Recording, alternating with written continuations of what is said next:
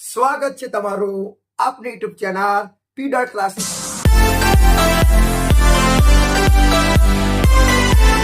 થી અંદર સ્ટુડન્ટ્સ હવે આપણે આજે આ વિડિયોની અંદર ચાલુ ભૂતકાળ, સાદો વર્તમાન કાળ, સાદો ભૂતકાળ, સાદો ભવિષ્ય, ચાલુ વર્તમાન અને હવે ચાલુ ભૂતકાળ એટલે કે કોન્ટિન્યુઅસ પ્રેઝન્ટ ટેન્સ નહીં, એક્ટિવ વોઇસ અને પેસિવ વોઇસનો અભ્યાસ પૂરેપૂરો કરશું. ઓકે, તો સ્ટુડન્ટ્સ આ સાઇડ પર તમને ચાલુ ભૂતકાળની તમને એક્ટિવ વોઇસ અને પેસિવ વોઇસની વાક્ય રચના તમારી સામે છે જ. ઓકે,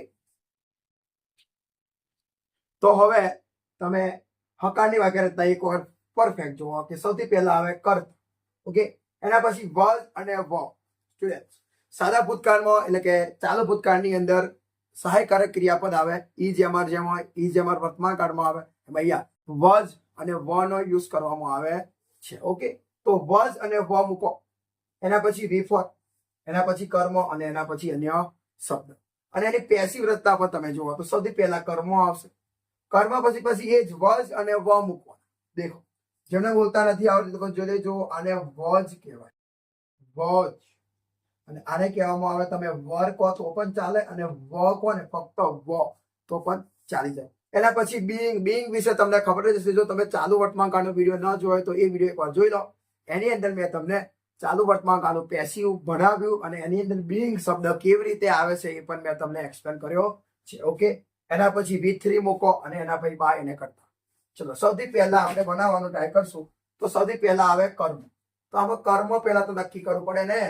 તો જો સ્ટુડન્ટ્સ ક્રિયાપદ છે પ્લેઇંગ, તો એના પછી જે હોય એ આપણું કર્મ થશે. તો અહીંયા છે ચેસ, તો ચેસ એ આપણું કર્મ છે. તો સૌથી પહેલા કર્મ આવે. દેખો, સૌથી પહેલા શું આવે? કર્મ. તો સૌથી પહેલા કર્મ એટલે મૂકીએ ચેસ. ઓકે, સૌથી પહેલા શું આવશે? ચેસ.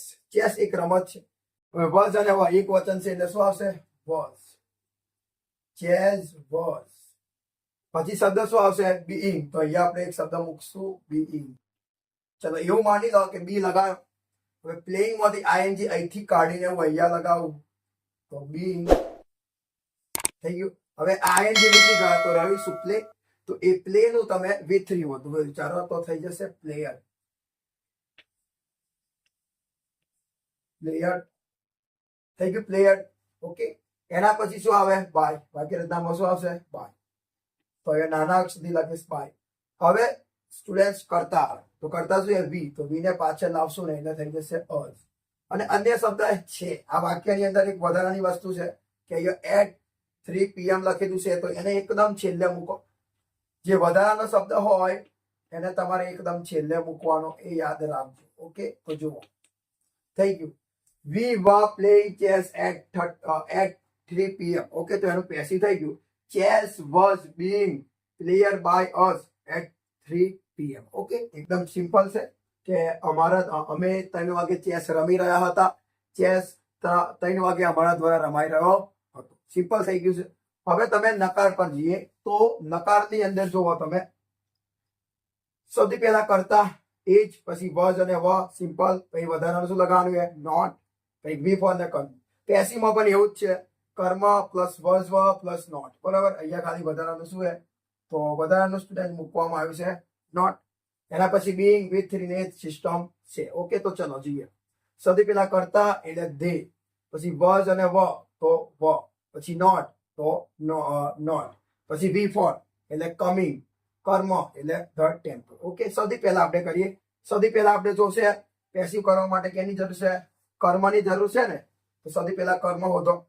તો વાક્યની અંદર ક્રિયાપદ શું છે? ક્રિયાપદ તમે વિચારો શું છે? કમિંગ. તો એની પાછળ શું છે? The temple. તો એ આપણું કર્મ થશે. તો સૌથી પહેલા લખીએ કર્મ એટલે the temple.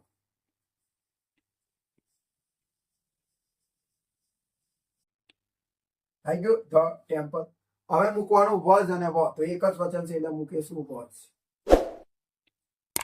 The temple was. પછી મૂકશું નોટ, પછી મૂકવાનું બીઇંગ,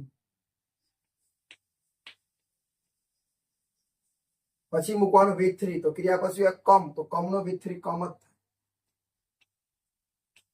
એના પછી બાય એ વાક્યને ઉપર લઈ જશો સ્ટુડન્ટ બાય અને જેને કરતા તો તેને પાછળ લાવીએ ને એટલે થઈ જાય ધેમ. તો જુઓ થઈ ગયું simple. they were not coming the temple passive થઈ ગયું. the temple was not being come by them.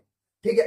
હવે છેલ્લું તો was ને પણ આગળ ખેંચી લેવાના અને was પણ આગળ જતા રહેશે. તો સૌથી પહેલા was પછી કરતા પછી વિફળ પછી કર્મ પછી અન્ય શબ્દ. આ વાક્ય રચનાથી આ વાક્ય બનેલું છે. હવે આપણે આ વાક્ય રચનાથી નીચેનું પેસિવ બનાવીએ.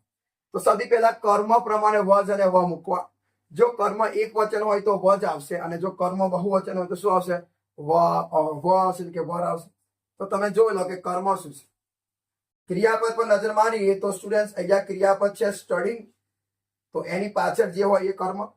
ઓલ કોઈ દિવસ ના થાય પણ ઓલ એટલે બધા. બધું શું પણ બધું. તો બધા સબ્જેક્ટ તો આપનો કર્મ થશે. તો સૌથી પહેલા કર્મ જુઓ તો કર્મ ઓલ સબ્જેક્ટ બધા વિષયો એટલે ઘણા બધા એટલે બહુવચન એટલે વજ અને વ માંથી શું આવશે? બહુવચન છે એટલે આવશે વ. તો સ્ટુડન્ટ સૌથી પહેલા મૂકો વ. પછી કર્મ તો ઓલ સબ્જેક્ટ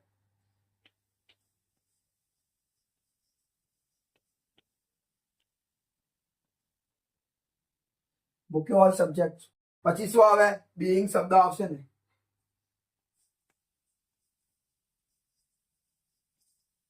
પછી બાય બીઈંગ પછી V3 આવશે ને. તો ક્રિયાપદ શું હતી? ING અહીંયા આવી ગયું તો વધીશું સ્ટડી. તો સ્ટડીંગ નો V3 સ્ટડીડ થાય. વાય નીકળી જાય. STUDI અને ED વાય નીકળીને IED થાય. એના પછી બાય અને એના પછી કરતા તો વોઇસ ને પાછળ આવશે ને તો વોઇસ નું વોઇસ. પછી પ્રશ્નાર્થ ચિહ્ન. Okay student. તો જુઓ તમારી સામે બધું જ મેં કરીને દીધું. અહીં પણ આપણે ચાલુ ભૂતકાળ ચાલે છે બરાબર. ચાલુ ભૂતકાળ છે કે વર્તમાન લખેલું છે. ભૂતકાળ નામ ચેન્જ કરવાનું રહેતું. ચાલુ ભૂતકાળ. ઓકે આ ફરીથી ભૂતકાળ આવ્યું તો ચાલુ ભૂતકાળ. ઓકે તો એના આધારે તમે કરી શકો છો. તમને અહીંયા ચાલુ ભૂતકાળની બધી જ વાક્ય રચના આપી છે. હકાર નકાર પ્રશ્નાર્થી એક્ટિવ એન્ડ પેસિવ. અને એ પણ આપણે એક વાક્યનું એક્ટિવ કર્યું અને સાથે સાથે પેસિવ પણ જોયું. તો સ્ટુડન્ટ આ એકદમ સિમ્પલ છે. તમને આવડી જાય. જો તમે એક કાર્ડનું એક્ટિવ અને પેસિવ ભણી શકતા હોય તો તમે બધા જ કાર્ડનું ઓટોમેટિક તમને બધા જ કાર્ડનું એક્ટિવ અને પેસિવ આવડી જાય.